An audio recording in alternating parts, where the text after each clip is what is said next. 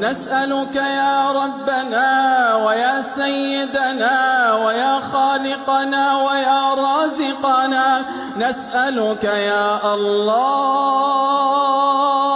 أن تعتق رقابنا من النيران، وأن تبشرنا بروح وريحان ورب راض غير غضبان. اللهم فرج همومنا ونفس كروبنا واقض ديوننا واشف مرضانا وعاف مبتلانا وأصلح أولادنا وتقبل صيامنا وقيامنا، وارحم اللهم موتانا برحمتك يا أرحم الراحمين.